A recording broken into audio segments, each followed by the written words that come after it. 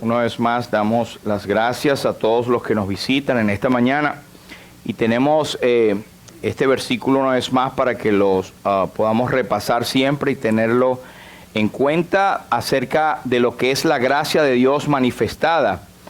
Y dice allí en esta escritura de Primera de Timoteo, porque la gracia de Dios se ha manifestado para salvación a todos los hombres. Después dice el versículo 13, aguardando la esperanza bienaventurada y la manifestación gloriosa de nuestro gran Dios y Salvador Jesucristo, quien se dio a sí mismo por nosotros para redimirnos de toda iniquidad y purificar para sí un pueblo propio celoso de buenas obras. El Señor bendiga su palabra. En estos días en que la vez pasada estábamos hablando acerca de la reconciliación y hablamos de los procesos de paz que el mundo trata de dar. Hablamos de cuánta falla hay en el ser humano en reconocer sus propios errores y hablamos de estos hombres que estaban reunidos en el 2005 allí en Berlín para tratar la reconciliación y no existía en el diccionario de muchos de ellos la reconciliación. Eso fue bastante embarazoso para unos, pero así somos, es la naturaleza humana. Pero hoy quiero referirme a un tema que es acerca de uno de los milagros del Señor Jesucristo, pero que tiene que ver con el corazón nuestro en cuanto a la alegría, el gozo y lo que es contrario a la alegría y el gozo, que es la tristeza. Y quiero referirme a este versículo de Isaías 35 y 10. Es una profecía que fue dada o hecha al profeta. El profeta Isaías lo dio como una referencia futura acerca de lo que vendría en la época del reino. Este servidor y otros pensamos que hay un reino literal de 1000 años que vendrá sobre esta tierra. Y cuando esto venga, va a cumplirse muchas de las profecías. Israel tiene un calendario que tiene que cumplirse. A veces vemos a muchos queridos hermanos que toman el Antiguo Testamento, las promesas de Israel, las buenas, y la aplican a la iglesia o dicen que es para la iglesia. Y está bueno aplicarla, pero no fueron dadas a la iglesia, aunque puede aplicarse. Pero no toman, los que habla de juicio hacia Israel, no lo toman, lo dejan a un ladito. Por eso es que nosotros pensamos en esta interpretación literal de las promesas que están hacia Israel. Pero sin dar mucho profundidad en esto, el profeta dice en Isaías 35 y 10, hablando de ese tiempo en el futuro, en la época del reino, y él dice, y los redimidos de Jehová volverán y vendrán a Sión, con alegría y gozo perpetuo será sobre sus cabezas, y tendrán gozo y alegría, y huirán la tristeza y el gemido. Esto otra vez es una referencia al futuro, aunque puede ser aplicado a muchas etapas de Israel. Por ejemplo, se aplicó cuando se vio consumado el 14 de mayo de 1904, cuando Israel se convirtió en nación. Desde muchísimos de los judíos que estaban dispersos en el mundo, que había sido esa nación totalmente erradicada, pues vinieron y se establecieron nuevamente como nación. Y no precisamente con la benevolencia de las naciones alrededores, porque Israel siempre ha sido odiado por la mayoría de las naciones. Y en el Antiguo Testamento encontramos profecías de que Dios iba a bendecir a la nación que bendijera a Israel y iba a maldecir a aquellos que iban a estar en contra de Israel. Y hay muchos ejemplos reales hoy en día de que esto ha sucedido. Gracias al Señor que por lo menos Estados Unidos apoya y es amigo de Israel. ¿Y quién no dice que Estados Unidos, por tener un apoyo hacia Israel, no goza de una bendición privilegiada en el mundo? Pero fíjense que aquí dice que son los redimidos de Jehová. Hay una palabra bien específica ahí, redimidos. Y lo que quiero hacer notar es esas dos palabras que se repiten, alegría y gozo. En el mundo, la descripción de alegría tiene que ver con una generación de endorfinas y de una sustancia química en el cerebro que te hace sentir tranquilo, alegre. Y eso se genera cuando tienes alguna circunstancia puntual. Te vino un aumento de sueldo, te compraste una casa, recibiste la llamada de alguien que te aprecia mucho, tuviste un buen día, situaciones, o compraste y te llegó algo que estabas anhelando, te da una alegría momentánea. Pero la alegría de este mundo tiene un límite, solamente está circunscrita a la circunstancia. Una vez que esa se va, pues que caes en tristeza. Pero el gozo bíblico, por lo menos, tiene una trascendencia. El gozo es una alegría, pero que no está dependiendo de las cosas materiales alrededor. Así, por ejemplo, vemos que aunque nos cause mucho dolor alguna situación, en nuestra mente, nuestro corazón, nuestra alma, hay la alegría de saber que Dios tiene control de todas las cosas. Inclusive delante de la muerte, sabemos que la muerte posiblemente nos toque a todos, y digo posiblemente porque puede ser que el Señor venga antes y nos arrebate, y como tenía la esperanza el apóstol San Pablo, él decía, luego nosotros, los que hayamos quedado, los que vivimos, no precederemos a los que durmieron, porque ellos van a resucitar. Pudiese ser que nosotros resucitamos, pero el apóstol decía que no sé qué escoger, si quedarme aquí o irme, porque para mí el vivir es Cristo y el morir es ganancia. Entonces él tenía el gozo de saber que Cristo podía venir a buscarle, pero también se podía ir en la muerte. Tenemos nosotros esa misma confianza, ese mismo gozo de saber, claro, nadie está gozoso porque me voy a morir. Ay, estoy gozoso, me voy a morir. No es eso, pero sabemos que tenemos una esperanza garantizada por la cruz y como hemos cansado por la fidelidad. Esto es lo que habla de los redimidos. Ese beneficio lo van a tener los redimidos. Los redimidos quiere decir aquellos que han sido comprados a un precio. Y esto es un versículo prácticamente evangélico, aunque está en el Antiguo Testamento. Redimido nos habla de adquirir una posesión a cambio de un precio, y eso es lo que Dios hace con los que son salvos. En el Antiguo Testamento la salvación no era por guardar la ley, era por ser obediencia a Dios y ver por fe que Dios proveía sacrificios por el pecado. Y eso es una predicación del Evangelio a futuro.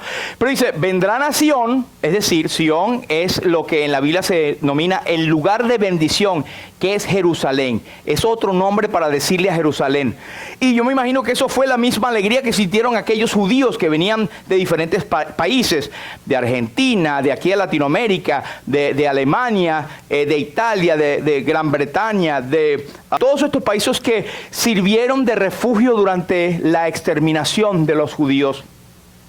Ellos llegaron a Sion, y ¿sabe cómo llegaron? Con alegría y gozo. Y eso va a volver a ocurrir, pero en una escala mayor.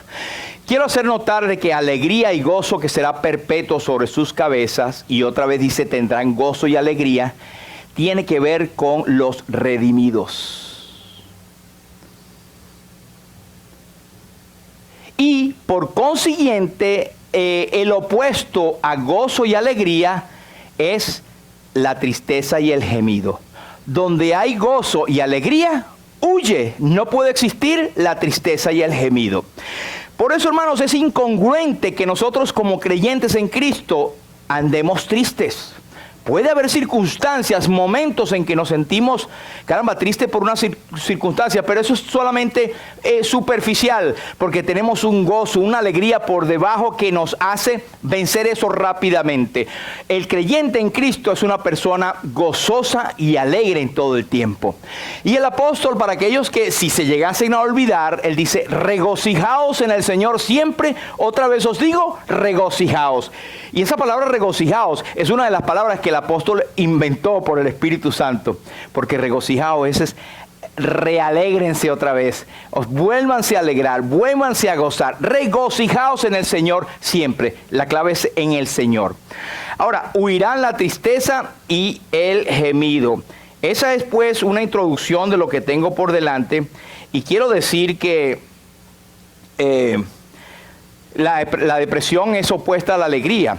Y esto, según las estadísticas, es una enfermedad frecuente en todo el mundo.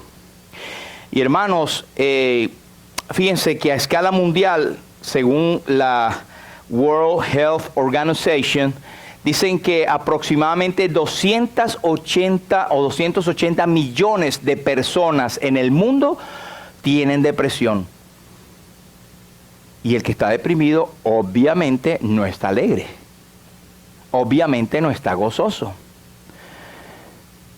Ahora, de eso se dice que el 3%, 3.8% de la población, incluidos un 5% de los adultos y 5.7% de los adultos de más de 60 años.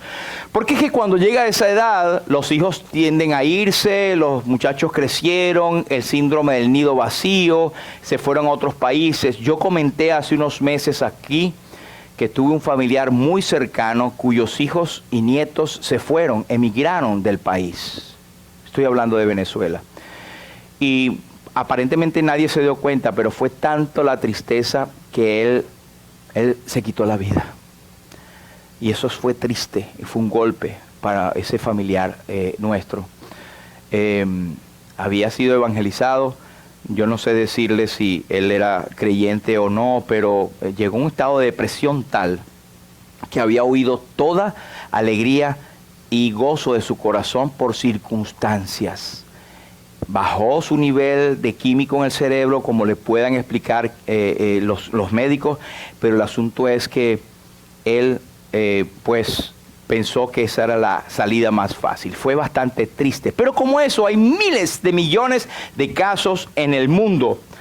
Así que la alegría es una emoción que genera endorfinas, ¿verdad?, y que fortalece y nos hace más resistentes contra las enfermedades. Se dice que las personas alegres, y eso lo pueden verificar los doctores, las personas alegres que tienen motivación, que tienen gozo, y eso es muy particular de un creyente, pues su porcentaje de enfermarse es menos, porque atraen menos las enfermedades, tienen más lucha en su organismo. Cuando una persona está deprimida, todo su cuerpo se deprime y también las defensas naturales. Así que lo opuesto es que tiene una buena salud aquel que anda siempre alegre. No estoy diciendo que no tenemos enfermedades, pero que es un porcentaje mucho menor. ¿Qué dice la Biblia? La Biblia dice en 1 de Pedro 1, 7 al 9, está hablando acerca de las pruebas, y esto lo hablamos el viernes, acerca de las pruebas que tiene el creyente en el mundo. Y él dice, cuando se manifieste Jesucristo, a quien amáis sin haberle visto, en quien creyendo, aunque ahora no lo veáis, os alegráis con gozo inefable y glorioso, obteniendo el fin de vuestra fe, que es la salvación de vuestras almas. Y si usted ve en comparación con lo que leímos anteriormente de Isaías, es un factor común. Aquellos eran los redimidos, que tenían gozo y alegría. Aquí dice, está la alegría y el gozo inefable, que por cierto, estos colores los pongo yo, eso no están en la Biblia, ¿verdad? Alegría y gozo inefable. La palabra inefable, si usted lo busca, es una palabra que significa que no se puede expresar con palabras. A usted le es difícil explicarle a un inconverso la alegría que tiene de ser salvo o de ser salva.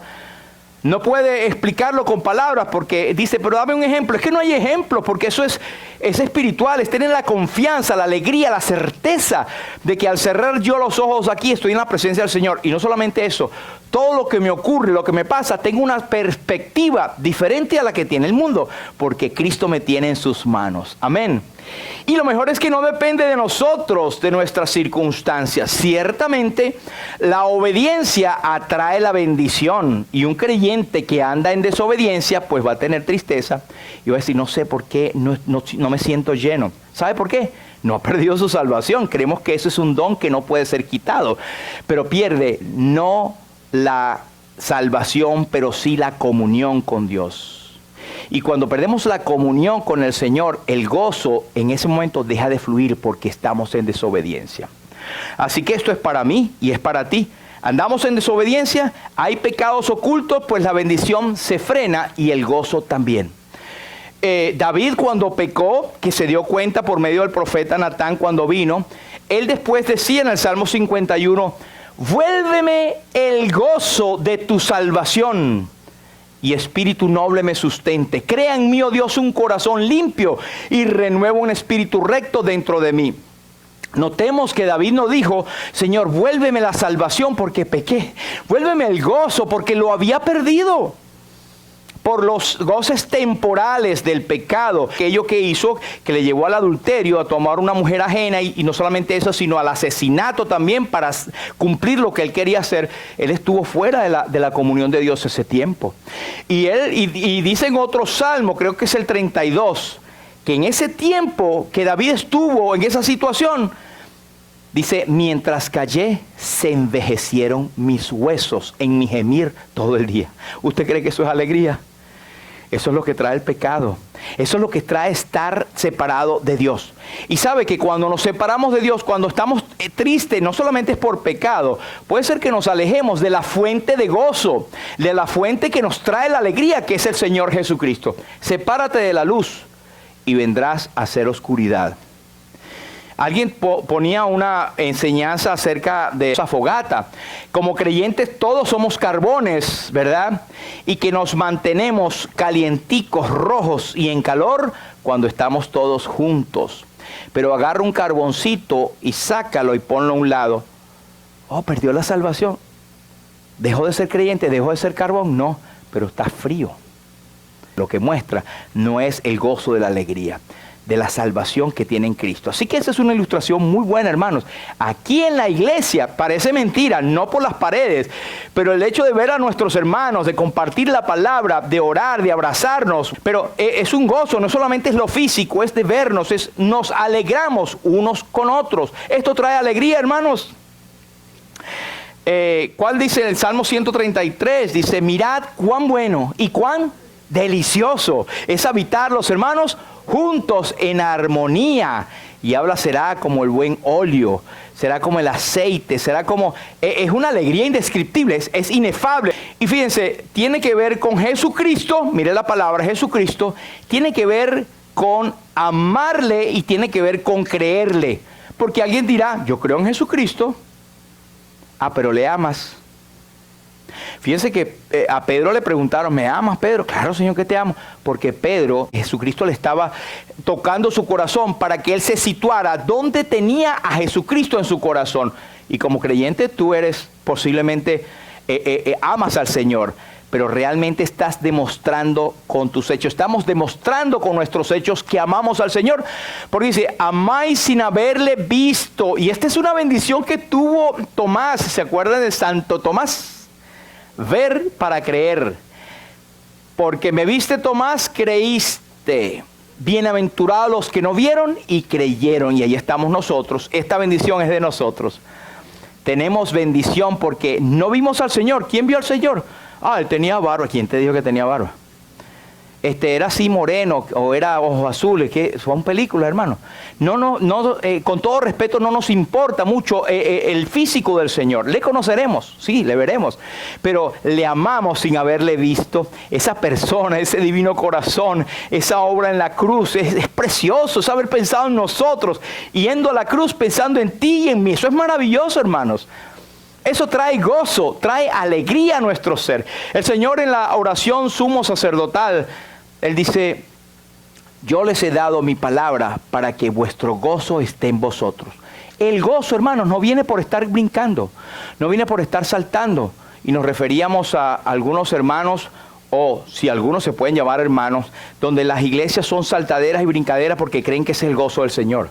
El gozo está en la palabra, en lo que el Señor ha dicho. Claro, tenemos emociones, podemos levantar nuestras manos un momento dado, pero no es eso lo que significa gozo. Gozo está en su palabra y en obedecer al Señor. Y dice, obteniendo el fin de vuestra fe, que es la salvación de vuestras almas.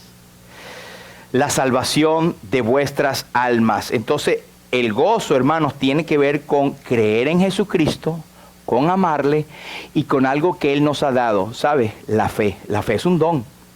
Él nos dio la fe para nosotros creer en Él. Y no es que vamos a tenemos que perseverar para ser salvos, sino que perseveramos porque somos salvos. Así que dicho esto, hermano, esta pequeña introducción, quiero que nos pongamos de pie, por favor, y vamos a leer el Evangelio según San Juan, el capítulo 2 de San Juan. Esto es en la mayoría de las Biblias un título que no es inspirado, pero es un título que tiene que ver, es el primer milagro del Señor. Y lo voy a leer hasta el versículo 11 tal vez. Entonces dice así la palabra de Dios. Al tercer día se hicieron unas bodas en Caná de Galilea, y estaba allí la madre de Jesús. Y fueron también invitados a las bodas Jesús y sus discípulos. Y faltando el vino, la madre de Jesús le dijo, no tienen vino. Jesús le dijo, ¿qué tienes conmigo, mujer? Aún no ha venido mi hora. Su madre dijo a los que servían, haced todo lo que os dijere.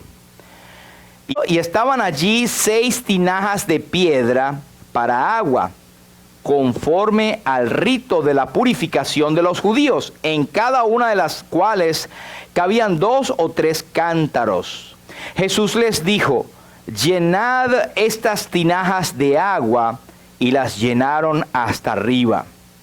Entonces les dijo, sacad ahora y llevadlo al maestresala, y se lo llevaron.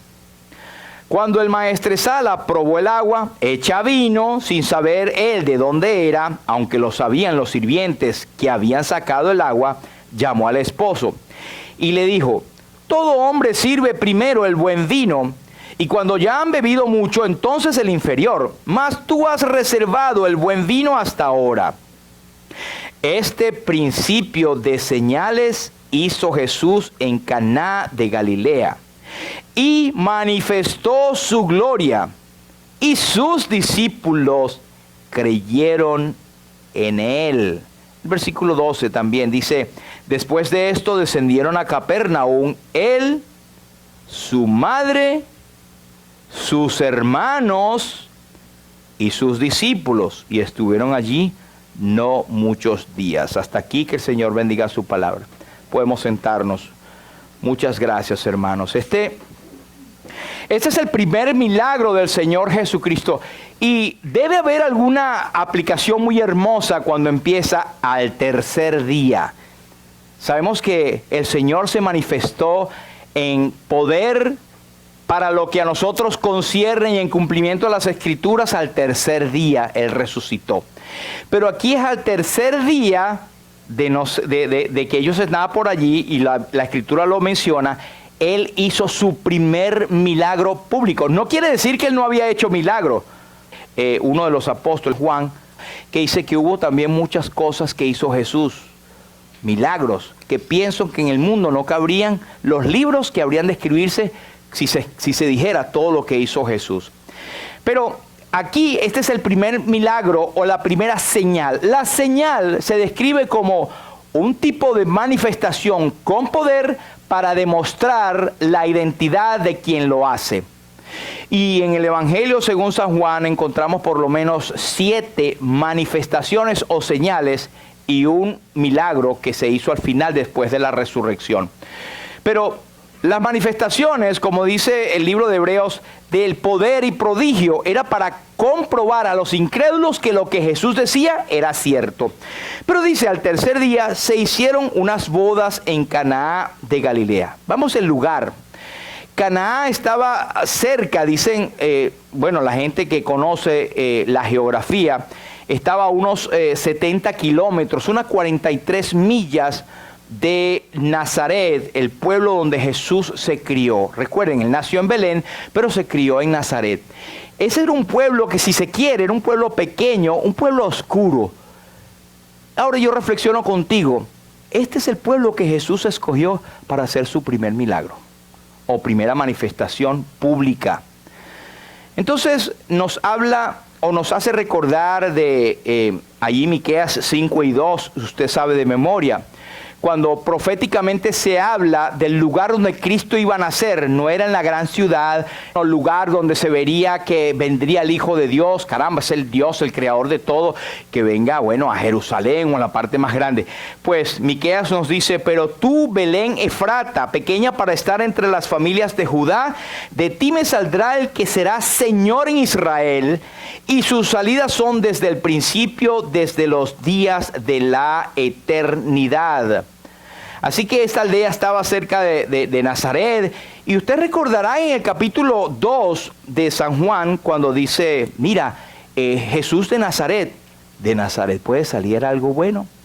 Todo eso por allí era como unos sitios bajos, unas aldeas donde casi nadie quería ir. Pues allí el Señor lo hizo. Y esto nos hace pensar, hermano, lo detallista que es el Señor, que lejos esté de nosotros la gloria y la vanagloria. Por eso el Señor odia eso. Y el Señor al altivo mira de lejos, pero atiende al humilde. Y el Señor Jesucristo se reveló a sí mismo como el humilde. Aprended de mí que soy manso y humilde de corazón, y hallaréis descanso para vuestras almas. Así que habían unas bodas, y esta es la ocasión. Ahora hablamos de la ocasión. Bueno, las bodas era un matrimonio. Ahora, tenía sus diferencias a los matrimonios hoy en día. Duraban varios días, imagínense ese bonche por varios días allí. Y el vino, señores y señoras, no era con la connotación negativa que hoy le tenemos. Ahora, en Proverbios sí nos dice: dado al mucho vino, el que mira el rojea, el emborracharse.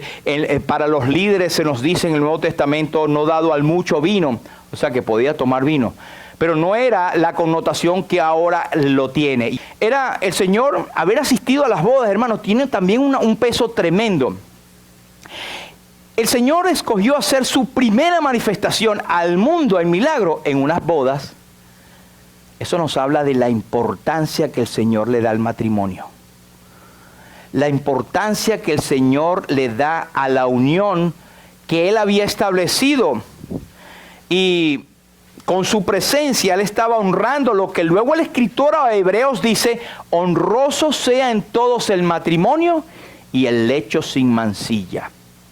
Y el matrimonio, hermanos, no es una institución que la creó la sociedad. La inventó Dios. La diseñó Dios. Y mire, el Señor Jesucristo le gustaban las fiestas. A las fiestas sanas, de verdad fiestas, el Señor iba. Fíjense que de Él se decía en Mateo 11:19: vino el Hijo del Hombre que come y bebe, y dicen: he aquí un hombre comilón y bebedor de vino, amigo de publicanos y de pecadores. Ese era el sitio donde el Señor Jesucristo iba a compartir sanamente, y bebía vino y comía con los demás, y lo tenían por bebedor y comilón. Contrario a Juan el Bautista. Juan el Bautista tenía un voto de nazareo. Él no hacía esto, pero es una cosa distinta.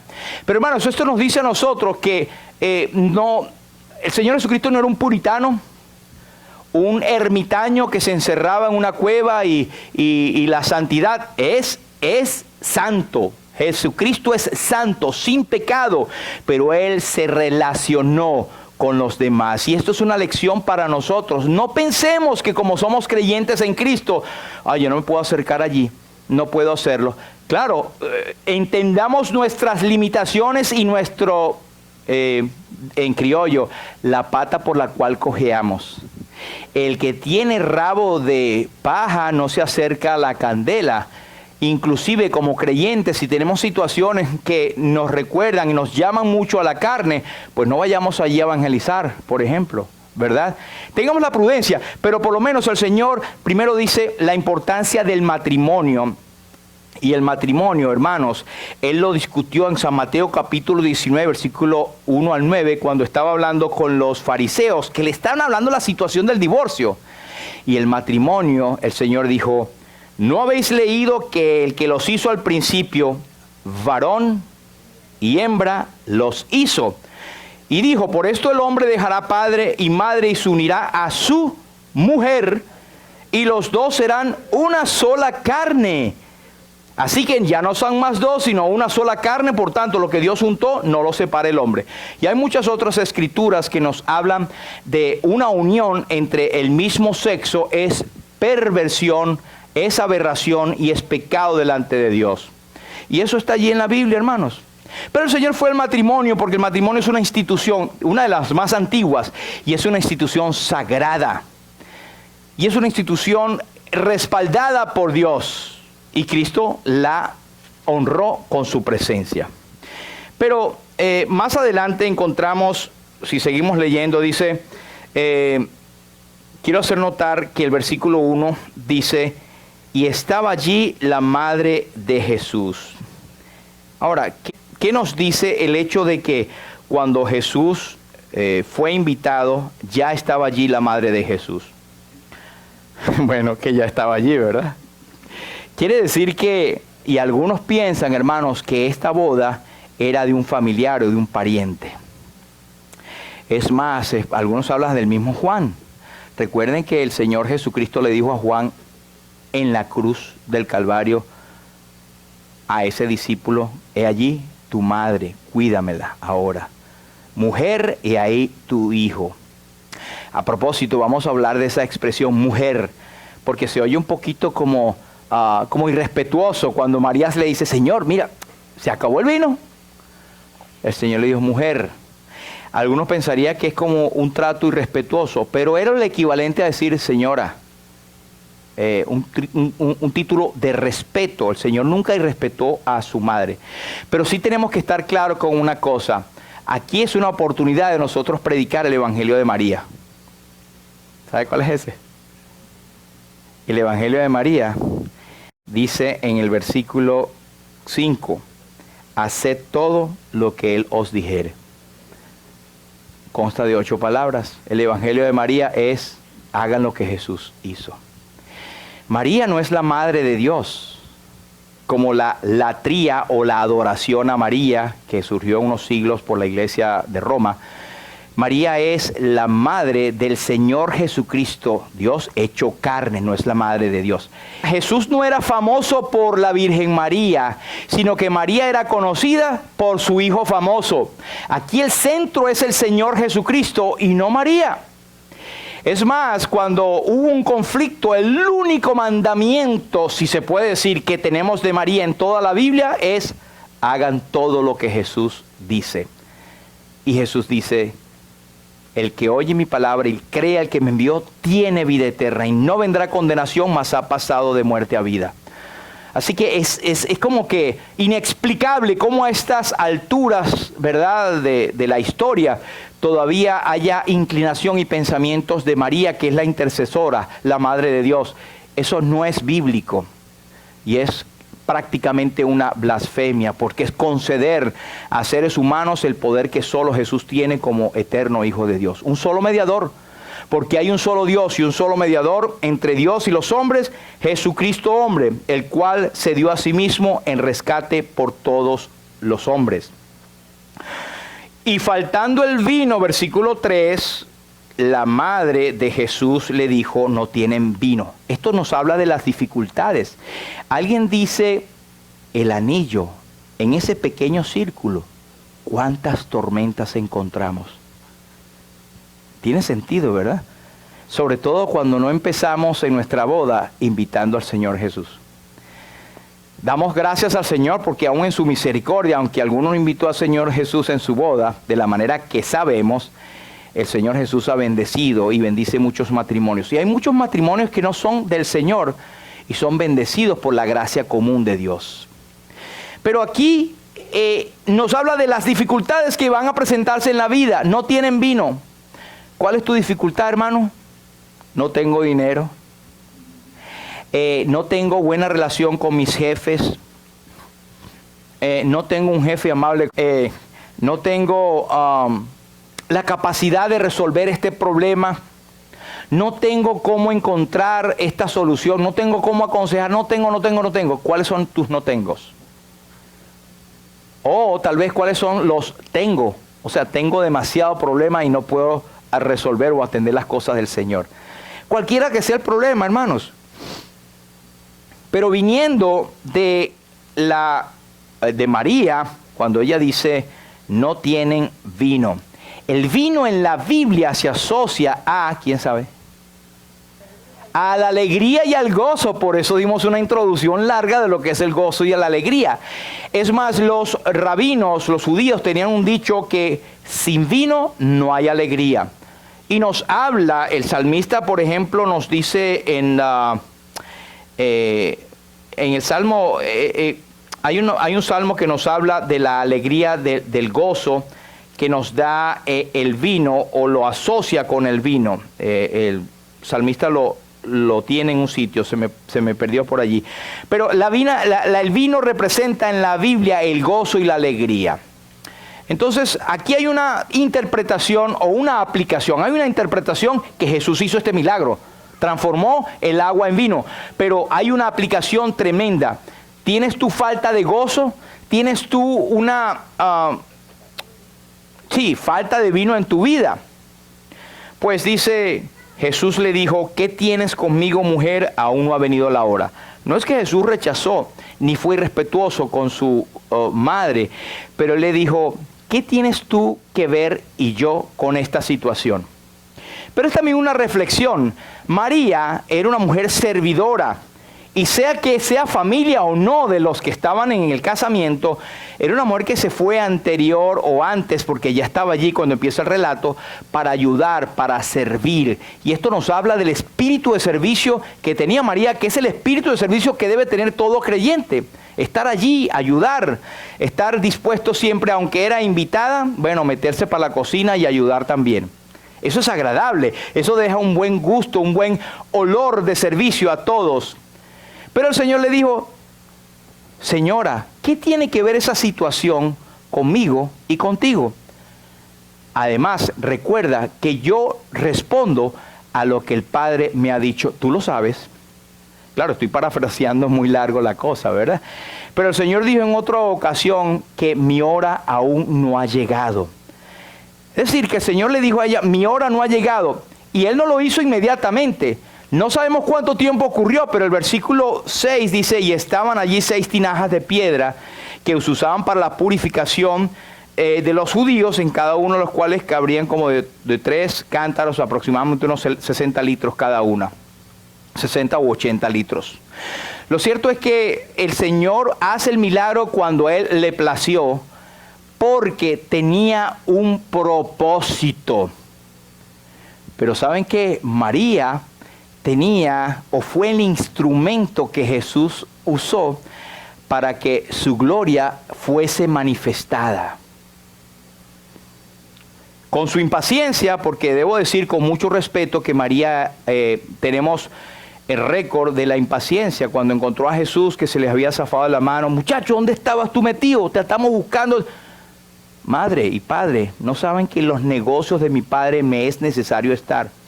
O sea, algunos comentaristas hablan de la impaciencia de la madre, pero aquí ella dijo, mira, no tienen bien, ¿qué hacemos? Ahora, ya sabía. Fíjense que ella no se dio por aludida. Ella dijo, bueno, su madre dijo a los que servían, hagan todo lo que Él os dijere. Ahora, hermanos, cuando el Señor Jesucristo, después dice en el versículo 7, hay unos instrumentos que estaban diseñados. Por lo menos vemos 3 o 4 instrumentos para hacer la voluntad de Dios. Uno, María, su madre, al decirle, a darle aquella petición. 2, los sirvientes. 3, las tinajas que estaban allí. ¿Para qué? Para que usted vea al final el versículo 11, dice, este principio de señales hizo Jesús en Caná de Galilea y manifestó su gloria. Y sus discípulos entonces creyeron en Él. Ahora, llama la atención, ¿verdad? Entonces, ¿qué le tenían? ¿Cómo veían los discípulos al Señor Jesús hasta ese entonces? Era un buen líder, un seguidor, pero no creían en Él. Ahí lo dice la Biblia. Y esto es una exhortación, hermano. No, yo soy evangélico, soy cristiano. ¿Realmente sigues al Señor? ¿Realmente le amas? Manifiesto con mi vida que estoy inclinado a servirle y quiero hacer lo que Él dice en su palabra. ¿O es de vez en cuando me toca ser cristiano, que lo digo? El venir a la iglesia no te hace cristiano ni dice que eres cristiano. Claro, es una manifestación. Pero la reflexión que quiero hacer, hermanos, es que muchos, al igual que cuando usted recuerda aquel ciego que empezó a decir, Jesús pasó por Jericó, y aquel ciego empezó a gritar: Jesús, hijo de David, ten misericordia de mí. Y los que iban delante le tiraban por un lado: cállate, chico, que estás haciendo bulla. Pero él clamaba aún más: Jesús, hijo de David, ten misericordia de mí. Los que andaban alrededor de Jesús, ellos no tuvieron la compasión de ver y decir: Señor, párate, que hay un Señor que te está llamando. Muchos andaban entre la multitud. Otro caso, la mujer del flujo de sangre. ¿Usted se acuerda? La mujer del flujo de sangre, ella no quiso ni levantar la voz para decirle al Señor. ¿Qué hizo ella? Se metió entre la multitud y tocó el manto del Señor. El Señor sintió que el poder salió de él. Y cuando Jesús dijo, que son esas preguntas de reflexión, no es que no sabía: ¿quién ha tocado mis vestidos? ¿Qué le dijeron sus discípulos? Señor, la multitud te agolpa y vas a preguntar: ¿quién tocó tus vestidos? Eso nos hace pensar que esa gran mayoría que estaba alrededor de Jesús estaba por conveniencia, porque el Señor daba de comer, alimentó a los 5,000, levantó a los cojos, le dio vida a los muertos. Ellos estaban buscando las cosas físicas. Lo que quiero decir, hermano, es que muchas veces hay personas que andan en el cristianismo y no tienen a Cristo como Señor y Salvador. Cuidado, no seamos alguno de ellos, hermanos. Cuidado, no seamos alguno de ellos. La exhortación es para cada uno de nosotros. Es más, el apóstol Pablo dice: examinaos a vosotros mismos si estáis en la fe, no sea que estéis reprobados. Hay la posibilidad de que algunos o de muchos en el cristianismo profesante no sean creyentes. Yo lo he comentado que la asociación de Billy Graham hizo una encuesta hace años y ellos calcularon que solamente un 25% de los que asisten regularmente a las iglesias cristianas son verdaderos creyentes. O sea, 25 de cada 100. Una cuarta parte solamente. Los demás que van, agarre a cualquiera y pregúntele cuándo fue salvo. Agarre a cualquiera y dice: ¿qué me dices de Jesucristo? Me explico, hermano. Nosotros estamos llamados a seguir a Cristo y a ser discípulos de Él, a ser discípulos a otros y a ser agentes de reconciliación. Lo estamos haciendo. Esas son las marcas de un creyente, las marcas de un seguidor de Cristo. Pero Jesucristo dijo: mi tiempo no ha llegado. Cuando Él dijo: mi tiempo no ha llegado, no era el tiempo cronos, que habla de cronómetro, de segundos. Era el tiempo kairos. Y hablamos una vez aquí del kairos. El kairos es el tiempo, la ventana de oportunidad de la gracia de Dios que da a la humanidad. ¿Sabes? Estamos viviendo el kairos de Dios. Este tiempo es el tiempo de la gracia. No quiere decir minutos y segundos, sino una etapa, un paréntesis que Dios ha abierto para salvación a todo aquel que cree. Vamos a aprovecharlos. Hablamos el domingo pasado también del el ciego, ¿verdad? Y el Señor Jesucristo dijo: me es necesario hacer las obras del que me envió, entre tanto que el día dura. Y hablamos y exhortamos a nuestros corazones de que debemos de movernos mientras tengamos tiempo, porque cuando llega la noche nadie puede trabajar. Se me fue el día ¿en qué? En ocupado, en vestirme, en trabajar, en comer, en llegar cansado, acostarme y al día siguiente. Esa es tu vida, hermano. Esa es nuestra vida. ¿Dónde está el Señor en ese lado? Otra vez, yo no estoy acusando a nadie, hermano. Simplemente son palabras de reflexión. Aún mi hora no ha llegado. ¿Qué quiere decir eso el Señor Jesucristo cuando dijo: mi hora aún no ha llegado? Bueno, puede ser la hora de la cruz, ¿verdad? Puede ser la hora en que Él iba a ser sacrificado. Pero ¿sabe quién? Que puede ser también el tiempo en que el Señor iba a empezar a manifestarse a el mundo. Y bueno, después lo hizo. Él mandó a estos señores a llenar las tinajas. Pero hubo el milagro. Pero esto nos enseña que el momento extremo para cada uno de nosotros es el momento propicio para la oportunidad de Dios. Lo repito porque es dominical. El momento extremo para el hombre, es decir, que estamos al filo, es el momento propicio para la oportunidad de Dios actuar. Hay un himno escrito en el 1941 por Annie Johnson Flint. Y a mí me encantaba desde chiquito todavía, pero lo recordé al preparar este mensaje. Una de las estrofas dice: si nuestros recursos se habrán agotado, si fuerzas nos faltan para continuar, si a punto ya estamos de desanimarnos, el tiempo ha llegado en que Dios obrará. Su amor no termina, su gracia no acaba y un límite no hay al amor del Señor. Eso es tremendo y es bíblico. Cuando estamos ahí en el extremo, el escritor a los Hebreos dice: podemos entrar confiadamente al trono de la gracia para alcanzar misericordia y hallar gracia para el oportuno socorro. El Señor está allí en nuestra necesidad, pero por supuesto no le busquemos nada más cuando se nos está quemando la casa. Debe ser nuestro día a día, pero el Señor está allí, hermanos. Y es lo que hablamos de la fidelidad, cantábamos, la fidelidad del Señor es tan grande, aunque yo soy infiel. Si al punto ya estás de desanimarte, el tiempo ha llegado en que Dios obrará. El milagro, las tinajas, 6, no sé qué quiere decir 6. El 6 nos habla del número de hombre. Tal vez podemos decir que Dios trabaja a través de hombres imperfectos, y cuando habla tinajas de piedra o de barro, nos habla de que nosotros, como dice el apóstol Pablo, tenemos este tesoro en vasos de barros. Ahora el Señor, ve acá, el Señor no podía haber dicho: ok, tranquilo, mira, todo lo que está en la tinaja allá se hace vino, más nada.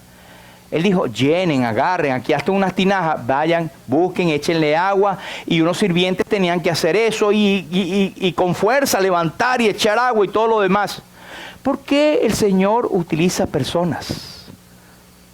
Porque a Él le place usar sus instrumentos. Te doy un ejemplo con Moisés también. La vara, agarra, échala ahí. Moisés tuvo que agarrar la vara y echarla y se volvió una serpiente. O mete tu mano, o sea, la mano de él, métela aquí, y cuando salió estaba leproso. Ay, otra vez vuelve. El Señor lo utilizó a él como instrumento también para liberar a su pueblo. Y como no podía hablar bien según él, bueno, hasta le ayudó con su hermano Aarón. Pero veamos también cuando Lázaro murió, el hombre a quien Dios amaba, el Señor Jesucristo amaba. Cuando fue a resucitarlo, ¿verdad? Todos llorando, ay, mira, va a la tumba a llorar por él. Y ciertamente, cuando Jesús llegó a la tumba, el versículo más corto de la Biblia, Jesús lloró. Y a mí siempre me conmociona eso, porque como el Señor sabía que lo iba a resucitar, todavía lloró, se conmovió en alma. El Señor era 100% humano. Y el Señor vio a los demás llorando, a los judíos, y Él se conmovió en espíritu.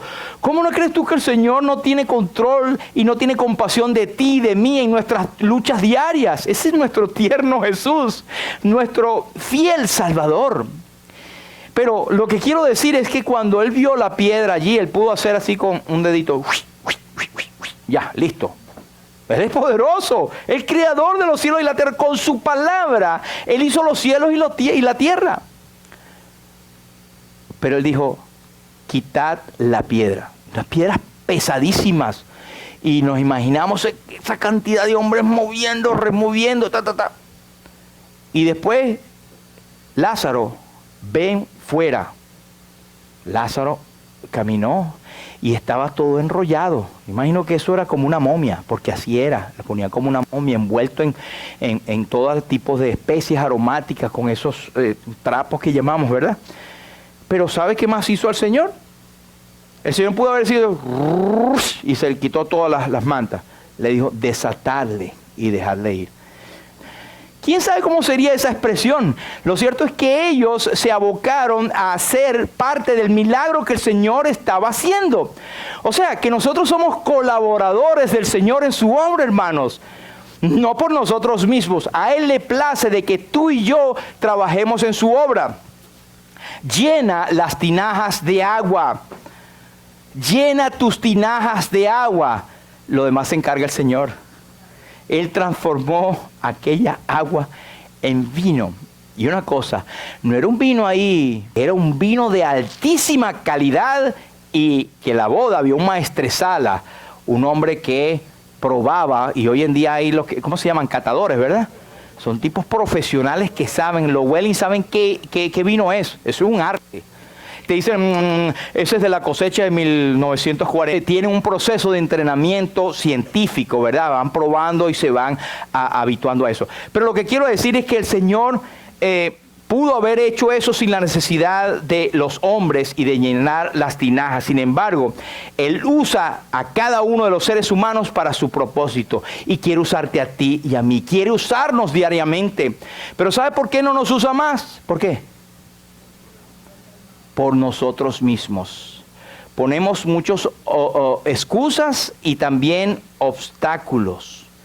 Pero tenemos este tesoro en vasos de barro para que la excelencia del poder sea de Dios y no de nosotros. No, porque yo soy así es que Dios me usa. Hermanos, cuidado. Recuerdo una vez un hermano que vino de una misión por aquí, por las islas cercanas, y él dijo, wow, hice que se convirtieran como 15 personas. Yo, wow, ¿qué? Sí, como 15. No, wow, lo que dijiste. ¿Cómo es? Sí, hice que se convirtieran 15 personas, hermano, no es la cantidad. Si alguien se convirtió, da gloria a Dios que no fue por ti. Es que, hermano, es increíble que a veces tengamos ese tipo de vocabularios. Este principio de señales hizo Jesús en Caná de Galilea y manifestó su gloria, y entonces sus discípulos creyeron en él. ¿Será que es necesario que el Señor salga ahorita y resucite para que, mira, sí es Jesús, ¿verdad? Yo te creí en ti, pero ahora te creo más. Mano, el Señor murió en la cruz hace más de 2000 años, murió por ti y por mí, y te ha dado la salvación eterna, que no mereces ni tú ni yo. Somos salvos por su gracia. Sirvámosles por amor. Y todo lo que Él hace, lo hace en un tiempo que nos lo permite hacer y nos utiliza a nosotros como instrumento. En resumen, hermanos, nosotros tenemos por lo menos unos 3 punticos que podemos recordar. El número 1 es que la gloria de su gracia, toda suficiente, fue mostrada acá. Es la gracia del Señor. Efesios nos dice, y aquel que es poderoso para hacer todas las cosas, mucho más abundantemente de lo que pedimos o entendemos, según el poder que actúa en nosotros, pero es por medio de Jesucristo. Es Jesucristo que actúa a través de nosotros. Es la gloria que se mostró toda suficiente para cualquier tipo de ocasión. 2, vemos aquí la gloria de su poder que transformó el agua en vino. Vemos que la esencia del líquido no cambió, era líquido. Agua, vino, era líquido. Pero cambió el carácter, el propósito tremendo. Y eso no es lo que ha pasado contigo y conmigo. Somos hombres igual. Yo soy salvo. Bueno, hasta nos ponemos más jóvenes algunos, ¿verdad? Pero es que no es lo físico, es que el Señor te transforma. Sigue siendo el mismo hombre y la mujer, pero ahora tienes un propósito distinto. Y en palabras de 2 Corintios, de modo que si alguno está en Cristo, nueva criatura es. Las cosas viejas pasaron y aquí todas son hechas nuevas. O sea que el Señor transformó tu agua en vino, en gozo.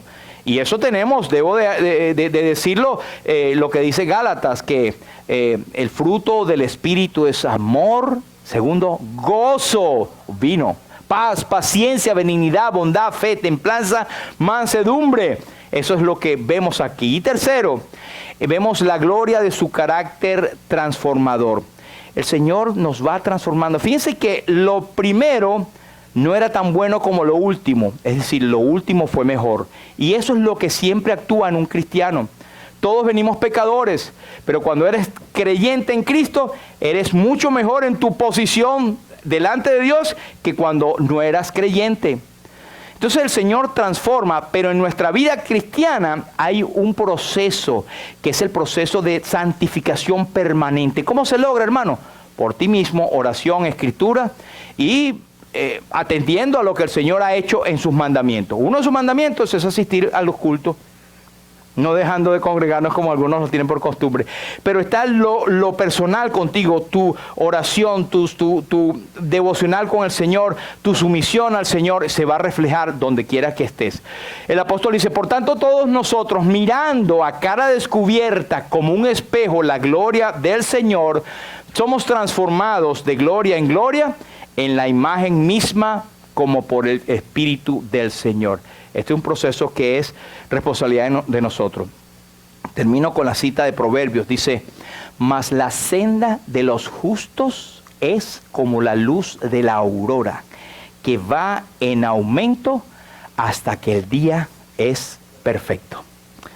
Así que estos sencillos pensamientos, hermanos, para que cuando veamos otra vez la primera de los milagros del Señor, las bodas de Caná, hay preciosas verdades que usted mismo puede sacar allí.